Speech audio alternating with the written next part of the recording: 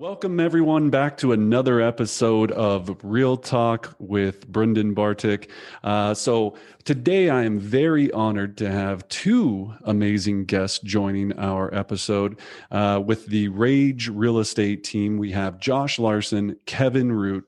These two gentlemen have sold over 500 residential transactions in the Denver metro area. They have just last year alone sold over 100 homes with just the two of them and one assistant. And what I really want to dive into with them is they've done it all with class, with a really strong moral compass. And in addition to that, they are fathers, they are men of faith, they are leaders in our community. So I couldn't be more thrilled to be able to discuss real estate, everything that we're going to want to know about how to build a business that you can be proud of and still be very successful in. So Josh and Kevin, thank you so much for joining us. I'd like to start out with the both of you just telling me a little bit about Rage Real Estate, yourselves, and how you got here. Okay, I'll start off. I got started in the business in 2007. That's when I got my license, right when everything crashed. And it took a few years of, I didn't really know how to start a real estate business. I joined a brokerage where there wasn't a lot of coaching available. And so I had a desk in an empty office and had to figure out how to make a go of this thing. And so I just built a database. I knew that was something that was important, built a database of people and just started calling them regularly and treating them like clients from the get-go. They had no idea that all of my clients had never bought a single house from me. I just called them clients and started regularly communicating with them and talking to them and keeping them updated about the real estate market and engaging with them. And slowly but surely over the next few years, it started to work out. Started to close some transactions and get some traction, and got to a point where for 3 years in a row, I hit my own personal ceiling of what I could do and kind of keep track of everything and maintain the level of service that I liked. And that was about 20 transactions a year, actually. I know most people can do 30, but I'm low capacity. So 20 was my ceiling for 3 years in a row. And I knew after that third year, if I was going to grow beyond that ceiling, I needed to hire somebody that could help me build the systems that I knew I needed and run those systems so that I could get out and do what I should be doing. And so I knew Kevin really well. Kevin had actually helped me earlier on before I hired him. I hired him in 2014. But before that, he had helped me for free, just deliver flyers to neighbors' doors. And we would talk about business and I'd buy him coffee and that was it. So then in 2014, I reached out to him. He was working for the Better Business Bureau and I knew the way he operated. I knew he was kind of the opposite of me in some really good ways. He's very systematic and I'm not very detail oriented. He is. And so I knew that I needed his skill set if I was going to grow the business. So took him out to lunch, offered him a job and he took it. Love it. And Kevin, was there any hesitation there? I mean, were you looking at it going, hey, I got this gig, it's going pretty good. Everything's great, but maybe I'm taking a little bit of risk here, jumping into a whole different industry. Yeah. And, cause it didn't go well. I liked Josh, but, it was about 8 months in, and we were out of money and they were, and, so Josh he's like, hey, can we meet tomorrow morning? So we met in his garage, which is his home office. And he said, we've got enough money for like one more round of paychecks and then nobody's getting paid. And, I just felt like I should tell you that now. And the dark times. Yeah. Mm-hmm. So if you want to put your application, update your LinkedIn, go for it. And I just told him, I said, hey man, I'm in this too. I don't have a plan B. So we just locked ourselves in his garage and just started going through our phone, calling everybody we knew. Cause that's all we knew how to do. And, by the end of the year, we ended up doubling the business, but that first 6 months did not go, I think, how either of us thought it would. Well, and then, and so looking at it, then you put yourself in that situation and it's kind of hey, look, we're burning the ships where there's no going back. I know that motivates a lot of people. Was there assistance in trying to figure out, hey, we need a plan? Because it sounds like what happened was that, like so many of us agents, we fumble around, and then either it goes one of two ways. Somebody comes into our life, or a mentorship or something, or coaching or guidance, or we kind of get out of the business. What entered that delicate time that said we're taking the path of success and not going out of business? What changed? I think I can speak for me. What changed for me is just knowing that I had somebody in Kevin who was in it as much as I was in it, who was demonstrating like a true ownership mentality. We didn't have a coach at that time. And so I was relying on like old Brian Buffini DVDs to try to figure out how best to communicate with clients. And that was it. And so it was really, for me, it was just the camaraderie of having somebody that was actually fully in this thing that allowed us to turn the corner. Love it. Yeah.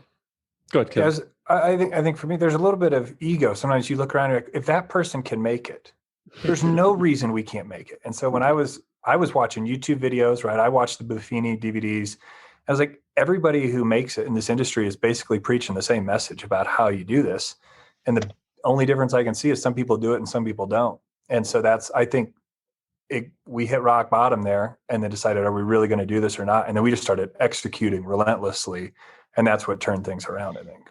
Yeah. And that word, I think that's the other thing too, is a lot of people get stuck in the analysis paralysis. Should I do this? Should I do that? And it's just wake up, do the work, go home, right? And it's not sexy, it's not glorious, it's not like you see on TV.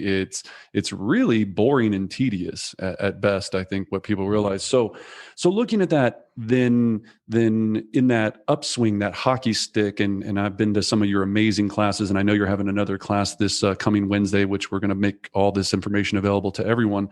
But in your classes, I remember this really specific slide of this kind of hockey stick effect. So you woke up, you went in the garage, you guys said, you know what, look, we're going to learn. First of all, it sounded like you had to, even though it's old school Buffini, I was doing similar. I was watching Mike Ferry videos, that old school stuff. So you said, all right, there's some fundamental principles, and especially with Buffini being very much by referral. And I know you guys have, I think it's something like 85% of your business is by referral or previous or past business, right? Which is amazing. Again, 85%. What were those fundamental principles you learned from even those old school things about how to build a business by referral? Old school things that we learned was, for me, treating people with value, like really assigning them a sense of value. And I think that was instilled in me early on, back before I was even in real estate, when I was in the banking industry, when I read a little tiny book called Raving. And as I read that book, I was like, this is the sort of, I was in a sales position, but I wasn't a good salesperson by the classic definition. But when I read that little book, I was like, this is the sort of experience I want to provide for people. And I think if I can do this, then I'll have enough business, I'll be fine, and it'll take care of itself. So really just trying to create a memorable, positive experience for clients and treating them with dignity throughout the transaction. I think that was a big one for me. And then maintaining communication and connection with them over the years to come, so that it's not just they have a great experience and then you're done with them, but for the next 10, 20 years, you're in touch with them and you're their realtor. Right. Which sounds like what you think you should do, right? That's like, hey, that should be nice to people. It's not rocket science. It's not rocket science, but you see so many people, really don't go that path. So looking at that and just saying, okay, building this moral compass. One of the things that I think, especially in our current world climate, that is talk, again, all of the political things and all of these things. With the both of you, and I really want people to understand this, that talk to us a little bit about how your faith, your morals, and your religion, and your beliefs, I don't want to say religion, but your beliefs also help guide your business and how you operate on a daily basis? What is that? When I say faith in real estate, I think that's a really interesting term, faith and real estate. Is it two separate things? Is it, how does that work in your world? Yeah, I don't think it's possible to separate those two things, no matter what faith you come from or you identify with. I don't think it's possible. Some people may think that they do a pretty good job of it, but I think it's going to affect the way that you operate and work, or it should, if your faith is really of value to you. So for us, we come from a Christian faith. And so I think fundamental to Christians is we follow the teachings and practices of Jesus. And he actually has a lot to say about how you should conduct yourself in this world of business.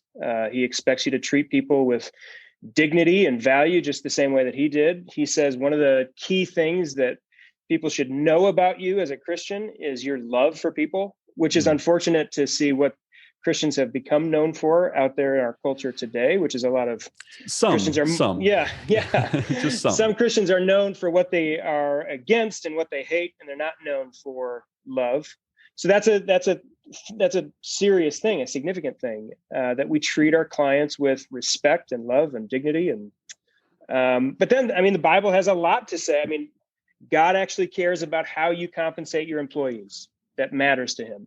And we believe that. And so when it comes time for us to pay our assistant and for me to pay Kevin, I fundamentally believe that God cares. He cares that I do this fairly and generously. And so it factors into all of those sorts of decisions.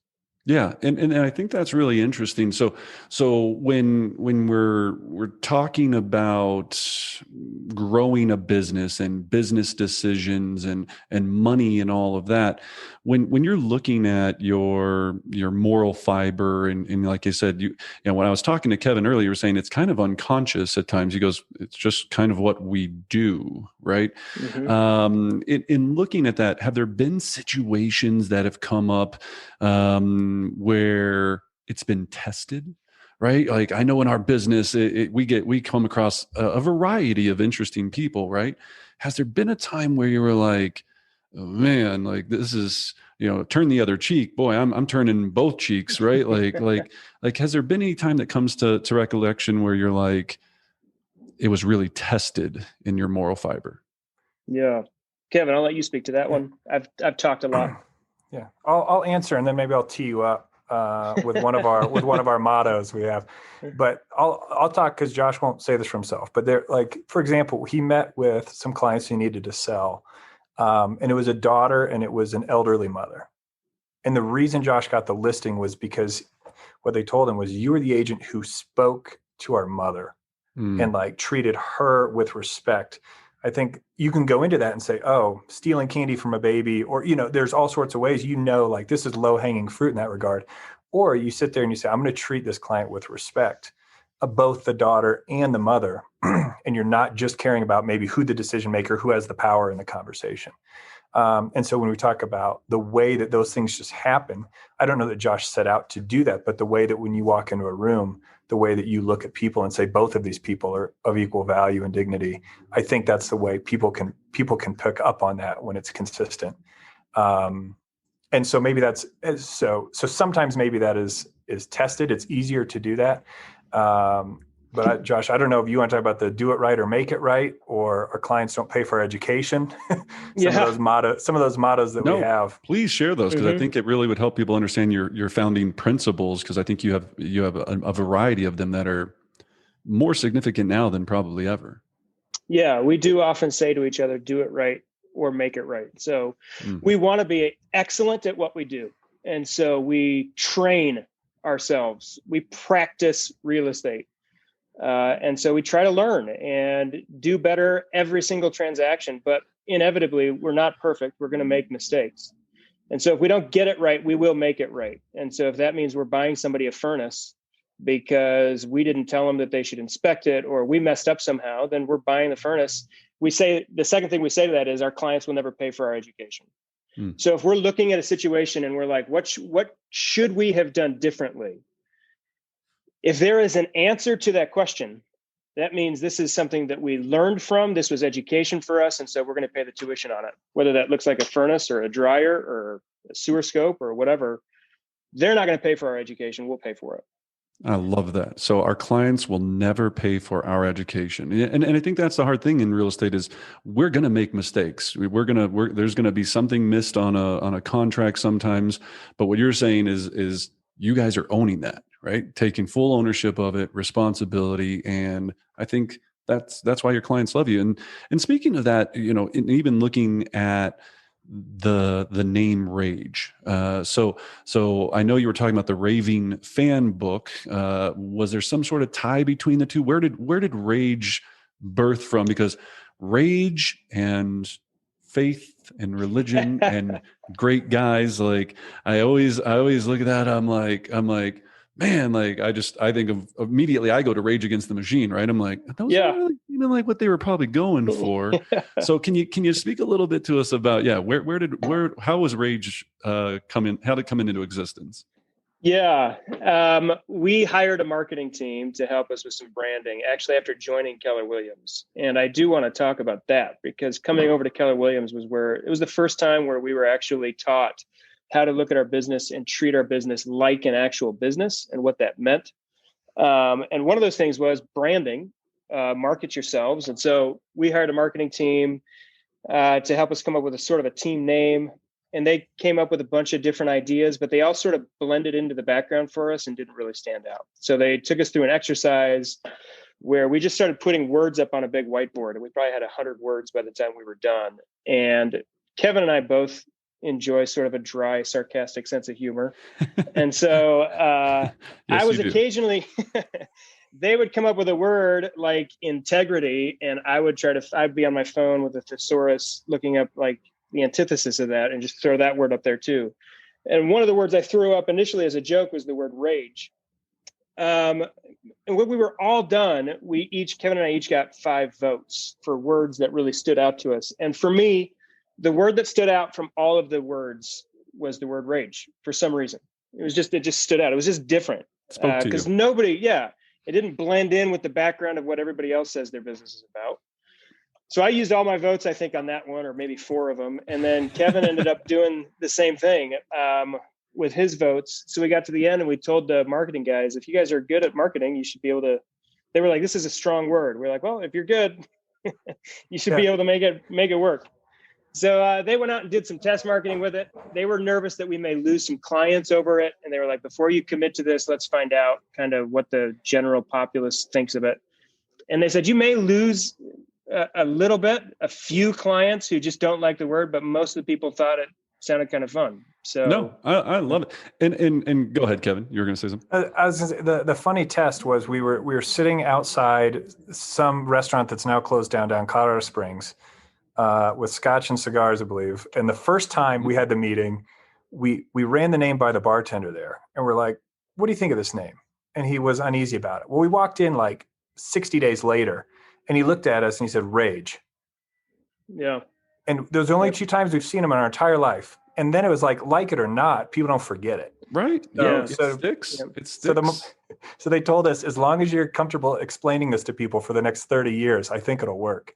And and it did honestly tap into something for Kevin and I that we had expressed and felt, which was a general frustration with what we see out there, how easy it is to get a real estate license and go out and start representing people in real estate transactions and actually costing them thousands of dollars, but then still somehow getting a 5-star Zillow review. So Kevin and I were frequently frustrated. Like, this agent did a bad job, like cost his clients money, and they'll never know about it.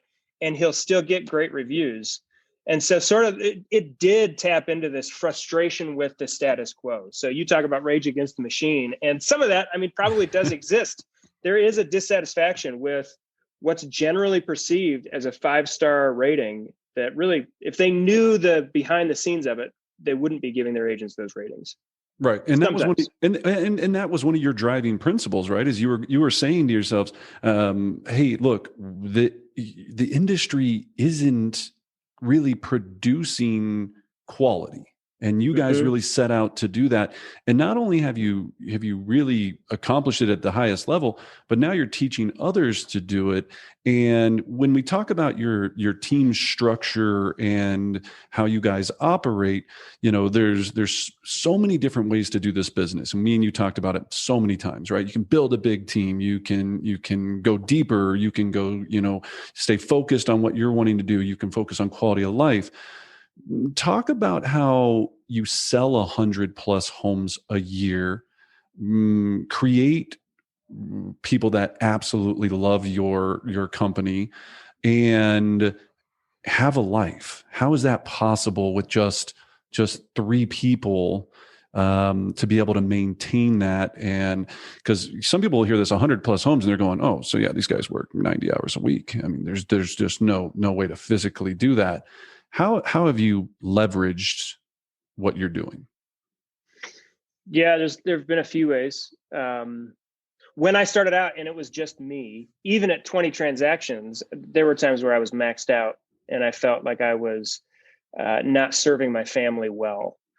And so early on, I tried to maintain Tuesdays as a day off where I would take the kids. My wife was helping me from the beginning of my career, like pay the bills. She was doing daycare, and then she and I were cleaning office buildings together, and she was helping me with pop by stuff. She'd bake cookies for clients and I'd go pass them out. And so she was heavily involved. And on Tuesdays, I would try to take the day and just spend the day with the kids or with the whole family. But when you're by yourself, you've got to work weekends. You're showing houses on weekends. And so I tried to always be cognizant. And fortunately, I had a circle of friends around me who were fathers and who were watching out for me and for my marriage. And so they would actually talk to Katie and say, hey, how is it going with Josh? Their wives would talk to Katie and say, are you guys getting enough time together? And so that was a really good check for me to kind of keep me in between the lines on not getting so swamped with work that I was leaving my wife and kids in the dust. And was that supported by the church and the community, or are these just random dads, or yeah, because that's the other big piece of this, faith and community. I mean, it really is a village, right? I know, especially really with what Kevin does, it's a village. So yeah, talk to us a little bit about that. Yeah, these were fellow pastors of ours who were engaged in starting a church, and they were launching a nonprofit while I was launching a business. And so Katie and I were doing the same thing for them at the same time. And Kevin and Sarah were involved with them too. And so we were all keeping an eye out for each other and for the health of our lives individually, but then also the health of our marriages and families. And so that was a very powerful, strong, protective presence to have in my life. Because it's easy. I mean, we've all experienced it. It's easy to get sucked into business and success and get so enamored by that you leave the most important aspects of your life in the dust. And we just, from the beginning, we're committed to not letting that happen. And so then when I hired Kevin, I told him, my wife and I met with Kevin and his wife, Sarah, and we were up in Estes Park as we were kind of laying this out for them. And we said, this is a priority for us. We will always be a family-owned, family-run business.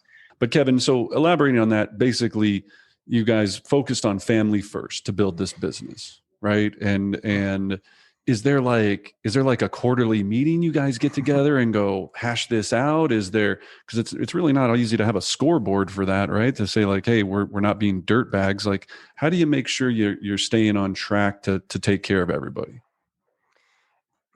Yeah, I think the two ways that we do it is part of what was established early on was like Sarah can, talk with Katie's wife, and it's part of the sort of the metrics in a degree when we're looking at things.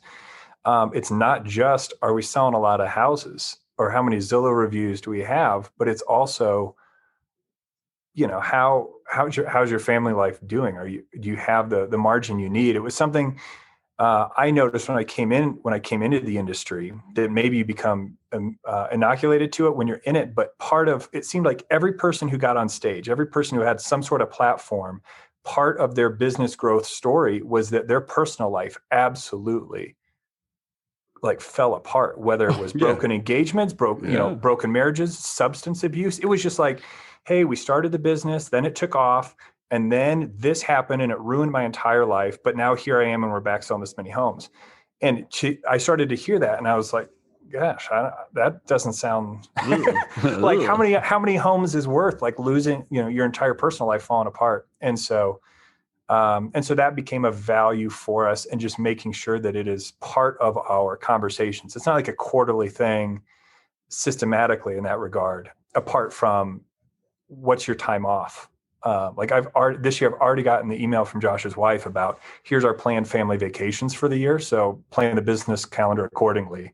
Yeah. And we were just talking about that, right? The Stephen Covey, I speak to this quite a bit about, the glass vase and putting the big rocks in first, right? Mm-hmm. Then little rocks, then the sand. And that's not always easy to do. What I think happens a lot of times, great, Josh is back. What happens a lot of times in real estate is we let the sand take over the life, and then there's no way to wedge the big rocks back in. And calendars, everything. So yeah, figuring out how to get those family vacations planned, then filling in the educational things that you want to accomplish around it. And then, okay, here's when we're going to work. And here's when we're here, we're going to be really effective because we know that we're going to get these breaks that are coming up instead of work. And then, okay, I'm exhausted. Let's go to Vegas or let's go to Cancun or whatever people do. It's so much more peaceful to have it kind of pre-planned and not so stressful. So looking at that, and I think one of the things I think is really fascinating is I was just speaking to someone about both of you guys a few days ago in regards to how can you both take off a week of vacation at the same time and not have the business fall apart, or more than that. So what happens when you guys go away or go on vacation and you're not, taking the calls and all of that? What does that setup look like? If I'm an agent and I'm at 20 deals right now, Josh, and I'm going, you know what, man, I really want to take a vacation, but I'm scared and my wife's probably going to leave me soon if I don't do something, or significant other or whatever it is. What do I do to not screw this up? I would say, first of all, make sure that you're in the sort of office environment where you've got a collaborative spirit with the agents in your office and not a competitive spirit. And you can trust somebody from your office to take over your business for a week. If you're not in that kind of office, get in one, because it's absolutely critical or it doesn't work. So in our case, when we're both going to be gone for a week or 2 weeks, we actually hire somebody. We just hired Miranda over Thanksgiving, and then we hired her again over Christmas to sit in the driver's seat of Rage while we were taking time with our families. And it worked out beautifully for us. And how can you, a lot of people go, but man, that's a lot of trust I'm putting into somebody. Is there a molding process? Is there, what does that look like to be like, Miranda, here's the keys and I'm out, right? What does that look like? Yeah, go ahead, Kevin. Yeah. So this came up a couple of years ago because what happened is, I think anybody, once you start to be good and get some momentum with something, you get more and more clients. And lest people think that we kill it and are a 10 out of 10 with our work-life balance all the time. I was like a 0, and my wife would have this conversation. She's like, you've worked every day for the last 30 plus days, right. Like this is not fun. And it goes by like that. You don't realize it. It's like, showing pops up and you got to go out, take care of it short notice. So Josh and I brainstormed like, this is not sustainable, because hopefully the business doesn't slow down at all. It's only going to grow, and we got to start figuring something out. So we just recognized we have expertise and we have opportunities for new agents. New agents need reps. They need to be out showing homes meaningfully. They want open houses. They need some sort of encouragement, group environment. So we went to the coaches in our office. We went to anywhere there's new agents, and we said, who are the sharp newcomers? And we offered them an opportunity. We said, we want you to help. We want you to build your business. But in the meantime, we could use some help, and we think we can make it worth your while. So we started, kind of a monthly mentoring group.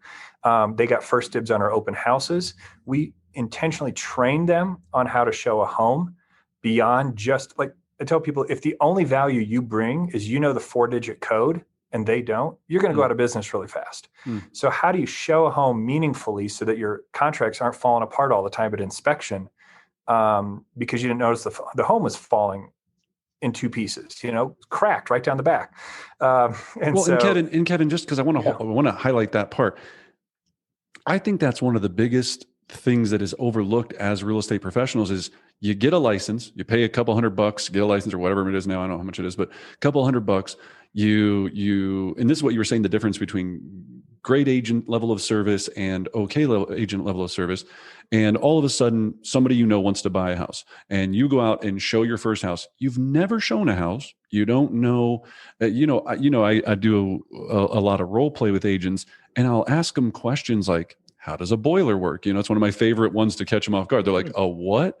How, what would you do if you saw this in a home? What does this mean? And a lot of people in real estate, little secret here, never owned a home, owned a home. And they're sitting there and they're like, I'm in my studio apartment showing a 5,000 square foot home. And they're like, so what do you think about this? And they're like, you'll be okay. Like, let's see, that crack that's nothing. Crack schmack. The subway tile is awesome. Beautiful subway tile. Yes, exactly. Radon. Oh yeah, no, that's totally safe. Yeah, whatever it might be. So yeah, I think that's such a really cool thing that you guide people through this. So in this mentorship program, or you call it something, don't you? What do you guys call it? We started calling it an apprenticeship. That's right. Yeah, right. So with that apprenticeship, so when do you get to the level of feeling comfortable? What do I have to do to become a certified showing assistant with Rage Real Estate? You've got to attend a training. Kevin just recently did one or is doing one, didn't you, Kevin? Yeah. Later today, right? This afternoon. So you got to attend that, and that'll take 3 or 4 hours. Kevin will go through several different homes with them and show them potential issues, show them what you look for when you're showing a house. So you got to go through that, and there is an interview process. So we'll interview you, and that's pretty much, those are the two things. Oh, I love it. And that alone is a lot. And I'm sure there's a lot of moving pieces in there. Have you said no to people? Yes. I think politely, I'm sure. Well, it's like, hey, we'll let you know when that next opportunity arises. And then sometimes the opportunity just never arises. And so you never have to tell them no, they just never get the call. Yeah. But it's not the right fit, right? Yeah. So one of the things when we talk about things that we learned, treating the business like a business, this was another thing to hand off. And so these agents now help us with a tremendous amount of showings. But people are not committed to you. They're committed to the standards you represent.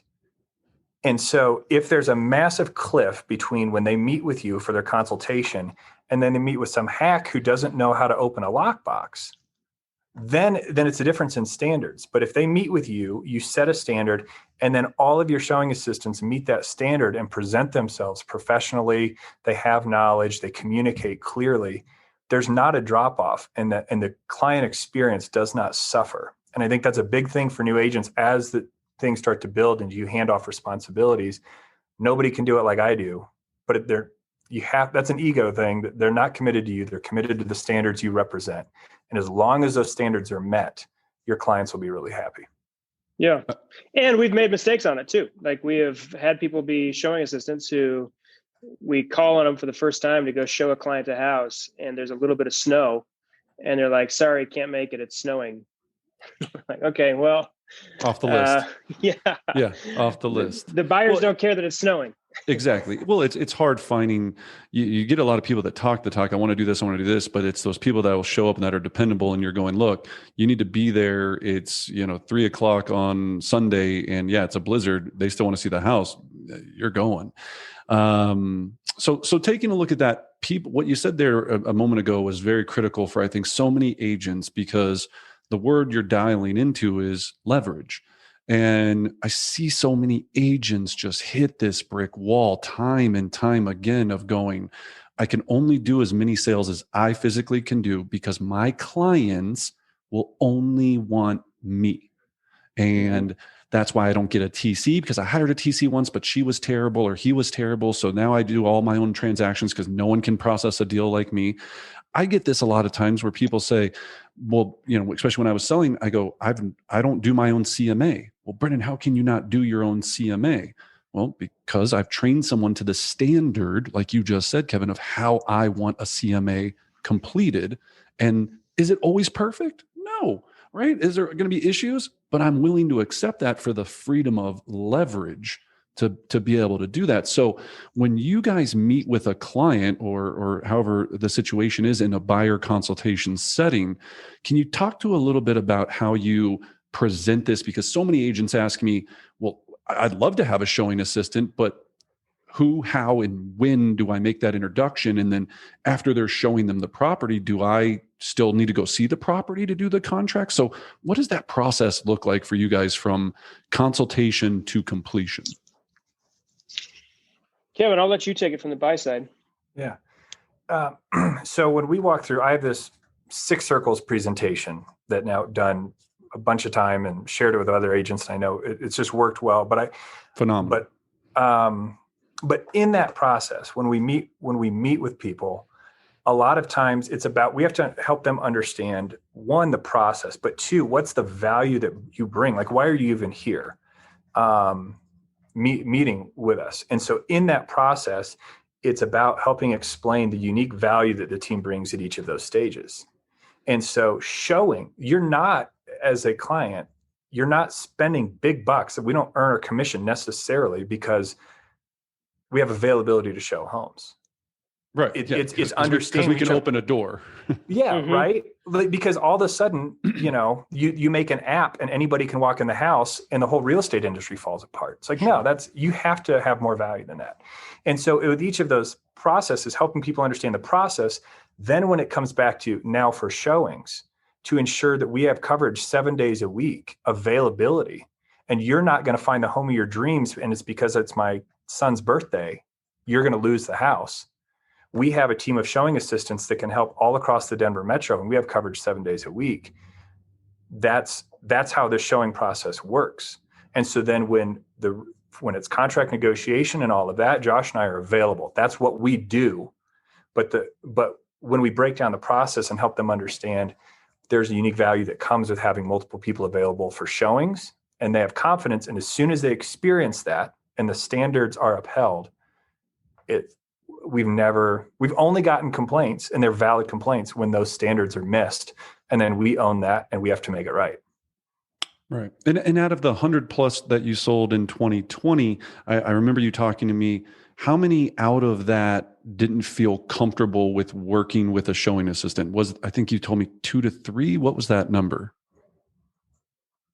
Yeah, probably. And some of those are just people that we know really well. And so we want to take them. I gotcha. Okay. So it wasn't even really that there was ever really a complaint. It was just, you felt more so the connection to do it yourself. Yeah. No. Right. And actually sometimes our buyers will get attached to one particular showing assistant and say, hey, from now on, can I see houses with this person? And they're not saying, can I see houses with you? Exactly. Because you never know. It's fit, right? It's fit. Yeah. So if you wouldn't have had showing assistants last year, how many homes do you think you would have sold without that leverage point? So people can kind of gauge without and keeping the same freedom that you had. I think we were stuck at 60. I mean, 60, honestly, yeah. I think we'd be stuck at 60 if we wanted to maintain everything the way we like it. I hope everyone's listening to this. A 40 home increase by leveraging help and assistance, showing assistance and that's massive. Now, the next question that I'm already sure I can hear people saying, how do you pay them? Right? What does that look like? What do you think is fair? Is there a different scale for different people? What if I'm looking to partner with a showing assistant that I feel comfortable with, take them through my apprenticeship, show them how I show houses, show them my standards, how much should they make? Yeah, we do $35 an hour, which is typical what it costs to, if you're out of town and you need somebody to show a house. We see that on our office page all the time.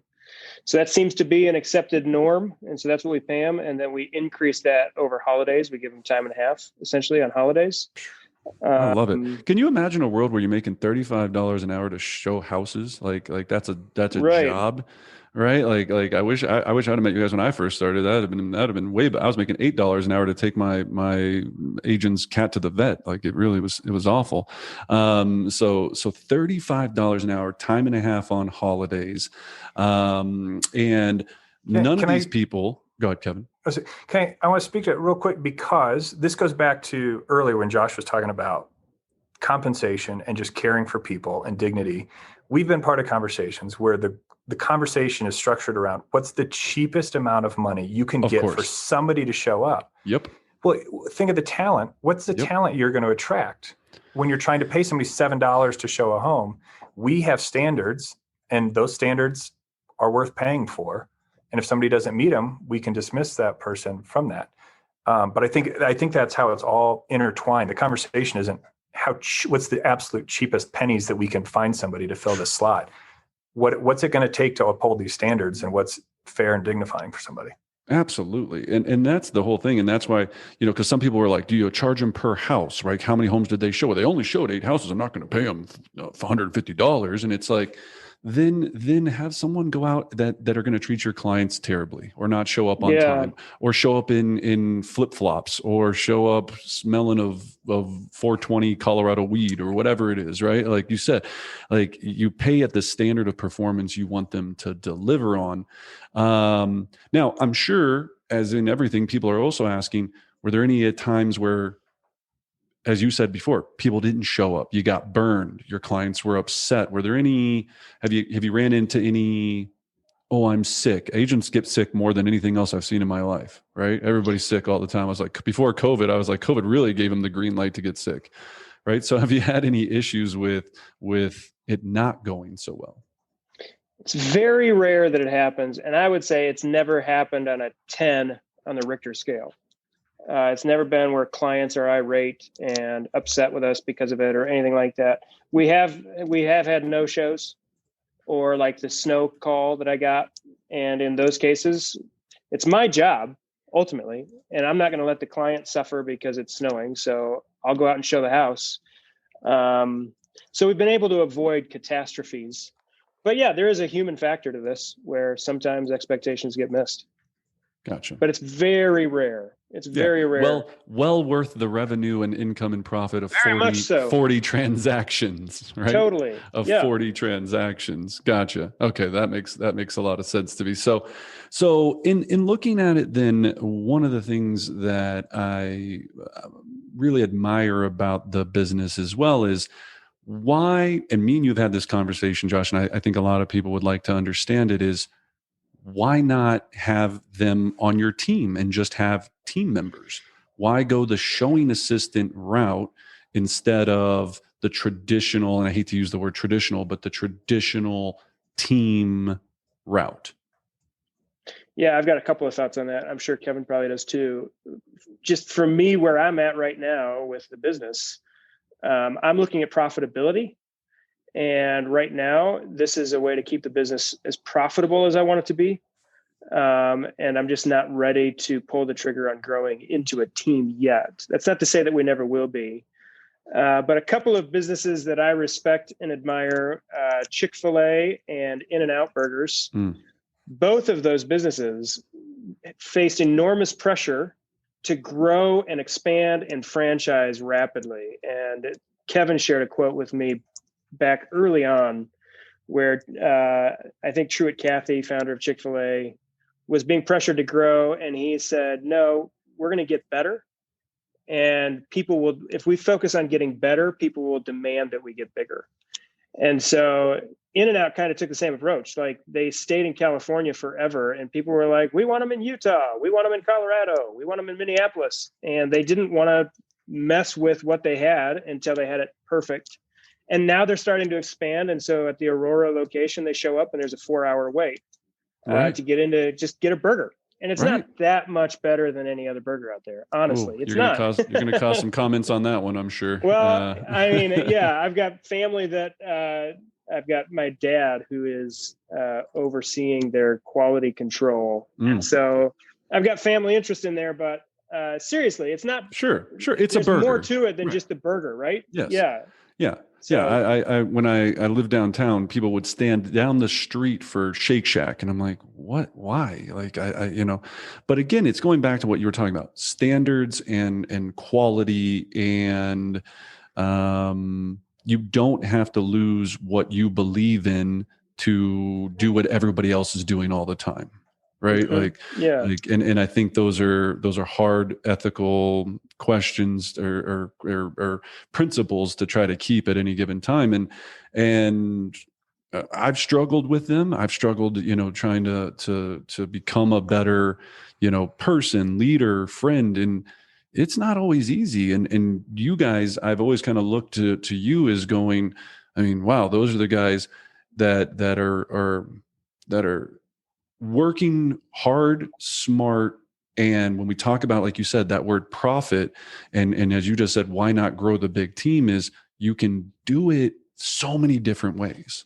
There's not one size fits all in this business. And I hear people all the time go, man, I really want a business like theirs, 85% referral. I want to do all that. The hard thing about really understanding that, though, is it took time to get there. Everybody's thinking, I hear every age, I'm going to make $100,000 my first year in real estate. Cool. Here's what that plan looks like. And it's not going to be by referral. You're not going to sell enough homes by referral your first 12 months, because they're like, well, I'm not going to do this. I'm not going to make a cold call. I'm not going to door knock. I'm not going to, I want to build a business by referral. Can you speak to a little bit about how there's two different worlds there? Right. Yeah. Where you gotta still, if you want to make it through, like you said, the garage door, you guys were in there looking at the garage door going, we're about to be out of money. What are we gonna do? How can you advise those agents out there that are going, I want to build a business by referral, but I've been in the business for 3 months. What do I do? Yeah. So Kevin and I, neither one of us are in this to sell a certain number of homes or to make as much money as we possibly can. That's not what drives us. What drives us, honestly, is we want jobs that we love, that we actually enjoy, and we want to provide a service that our clients love. So if we can do those two things, the numbers honestly will take care of themselves. But you're right, it is a slower on-ramp for sure. And early on, I wasn't doing business primarily. Well, actually, from the beginning, I was doing business by referral, but those referrals came because of some cold calls. My cold calls looked different. I wasn't on the phone calling people, like doing area farming like a lot of people do and can make that work. And I wasn't doing open houses for other agents, first of all, because our office didn't offer that I was at the time. And I suck at open houses. And I just know that. I'm an introvert. I'm the last person you want at your open house. Same here. I'm like, oh. So I didn't do it that way, but I had spent time in the mortgage industry previously to this. And so I knew who I needed to talk to start getting some referrals. And for me, I was comfortable talking to banks. So I'd go into banks and talk to their managers and ask if I could sponsor the next sales meeting, bring burritos, and give a real estate update. And by doing that, the referrals came, and it's slowly and surely. And then I just started treating those people well, and eventually the referrals came. But it was not a quick on-ramp. And let me speak to something, because I had a conversation with somebody the other day, and I just told them some stats, and they said, you have to tell people those numbers, because we're in Denver, where the price, average price, Denver Metro just hit like 600,000. So you can sell 10 homes and hit 6 million in volume. Yep. Well, go back to when Josh started. Josh was doing this for 7 years before he was at like 5.5 million in volume. So the whole, I've been trying this for 90 days and it's slow going. Yeah. One of the lines, this was referenced the other day, but don't judge your beginning by somebody else's middle or somebody else's end, right? You're just starting. You're not going to sell 50 million in real estate. You've been doing this for 60 days. You've still never experienced a century lock. Right. And so part of it is, a lot of people, with that curve, if you're not watching, think of the curve, but right before it starts to move up is where a lot of people quit. because they think they're doing something wrong because everybody else is up and to the right and their line is staying flat. But it doesn't go up and to the right for a while. Yeah. And 99% of the time.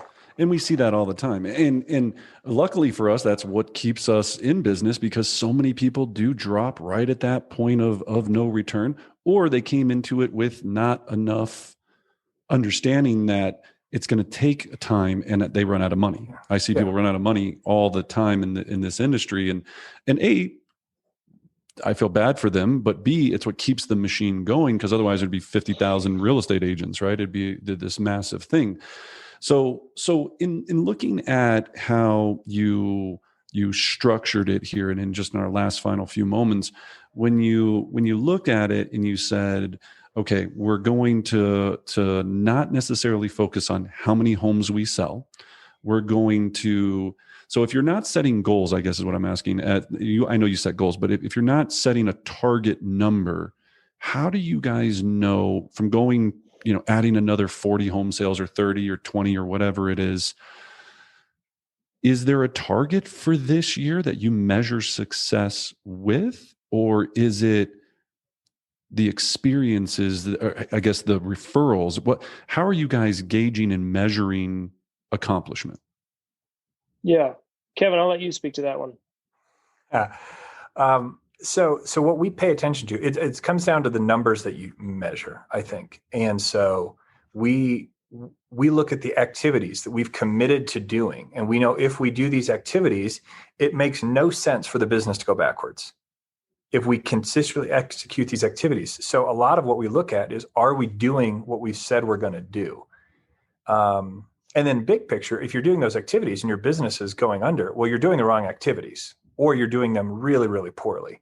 But I think after 14 years, we feel like we're doing the activities and can do them well. So we're doing the right things. So we pay attention to a lot of, what different people call lead measures, the actual activities that you need to commit to doing. And then we just know based on the outcomes, and if we do those reasonably, we have certain expectations. The business shouldn't shrink. But last year when we grew by 40 homes, we did the same thing we had done the year before. We just had more people and more time on task, more chances for repeat business. People lived in homes longer. There's more opportunities for sellers. So some of it just snowballs in that regard. But that's fundamentally, that's what we pay attention to in a really big way. Are we doing the activities that we've committed to, and let the outcomes take care of themselves? If you put a word on it, then for 2021, your guys' main goal is? I'm going to say execution, but I'm the systems guy. Josh is the work culture guy. I honestly think that's the beauty of what we've got, because we balance each other out. We'll have a goal, and I think we just said in our last meeting, we're shooting for 100 homes this year. Perfect. And so that's the goal. Path on it's the path on what you take to get there that I think is different than most. And so I'm going to be paying attention to that goal, but I'm not primarily looking at that. I'm primarily looking at throughout the year, am I still enjoying what I'm doing? Right. Is Sarah glad that her husband works for Rage? Wow. I don't care if we hit 150 deals. If that's not true, I don't want to do it. That's not why we set out to do this thing. So those are the sorts of questions that I'm asking. Yes, goals matter. Yes, you need to have something that you're shooting for. I totally agree with it. And we're better for it. But the things that drive me are bigger than how many homes. Does that make sense? It does. It does completely. And I think that for certain personalities, they're going to be like, I get it. I'm with you. And then some people are going to be like, wait, what? So you don't have like an exact number. And, everybody knows me. I'm like, you've got to break it down to the formula. Like I'm a formula, like you want this, you do this, you get this. And I just love the fact as I said, in this business, there's so many different ways to do it. It's just, you've got to make sure it's holding true to what you believe in. But what I think people want to make sure they hear as we close this out is you still adhered to a model, right? You followed a principle model that really helped change things. Was that brokerage? Was that Buffini? Was that can you speak just for one last second here with us on just, was there a model that you go, hey, we're going to kind of attach ourselves to this program, and then we sprinkled our special dust on top of it? Yeah, for us, it really, I mean, you can see in our numbers the trajectory shift when we joined Keller Williams. Gotcha. And we said before, we were at Remax previously to that. And Kevin and I both said before coming to Keller Williams, if we do this, we're going Keller Williams all the way. In other words, like, we're not going to look around and say, well, these systems are dumb. Let's do it ourselves. We're going to figure out. I remember at an early class that we went to by a top producer, he said, I don't care if you want to make this model your own. You just got to master it first. Master the model first, and then you have freedom to tweak it. Gotcha. And so, which is hard to give yourself to sometimes, right? Yeah. So the millionaire real estate agent model is something that we committed to and said, okay, this our framework can fit right into this really well. They're saying that this works. Let's see if it works. I love it. And it worked. So, I love it. Yeah, it takes a lot of trust. Well, thank you both for joining us. Really appreciate your time. Now, Kevin, you were saying we have a class coming up next week that agents can join and learn more about this. It's going to be next Wednesday. Can you give us just a few tidbits about what we're looking at there, and then I'll put all the information out to everyone on where they can find it? Sure. Yeah, I think what we're going to talk about in that class is a deeper dive into putting some meat on the bones of what we've talked about here. Because a lot of people they like the idea of referral-based business, but it's like, what do you send in your emails? How often do you send emails? What do you say in your phone calls? What do your appointments look like? How do you, practically speaking, if you're a high trust, low pressure, high customer service, raving fans business, how do you actually do that in such a way that you don't feel like you're just scripting people to death and selling your soul? And so we're going to talk a lot about that and make it as practical as possible for somebody, whether they just got their license the day before, or honestly, I mean, whether you sold 1,000 homes. Hopefully there'll be some really practical takeaways. And if you don't like it, it's free. You get what you pay for. You can always go take a different class. No, I've been to your classes. They're amazing. Anybody that has that are lucky enough to attend it will really get something out of it for sure. So Josh Larsen, Kevin Root, Rage Real Estate. So for everyone listening out there, go check them out. Go to the website. Dial into what they're doing, and remember that you can be a real estate agent in this business and still be a great person, not a good person, but a great person, and be honest with your time and how you deal with clients, and really build this raving fan company culture that people just gravitate towards. And it's not always going to be easy. It's not always going to be sexy, but you can do it. These guys are living proof. And the big takeaway from this too is leverage. They added 40 probably-ish home sales by just taking one simple thing and going, look, we've got to add a leverage point here to really help us grow, because we can't be in 55 places at one time and have a quality life and have wives that love us, have kids that know us, all of those things. So hopefully you got those two big takeaways. Guys, can't thank you enough. And to the general public, if you're looking for the best in the business to buy or sell a home with, please reach out to these two gentlemen from Rage Real Estate. Guys, I'm so honored to have you on. Thank you so much. You can join us every Thursday where we're releasing a new episode talking to the best in the business. Subscribe to the podcast, check out our YouTube channel, join our private Facebook page, which is Brendan Bartic Real Estate Coaching. It's a private group for the best and most elite real estate agents on earth. Drop us a comment, share this with someone else that could use this information. And as always, I wish you great success.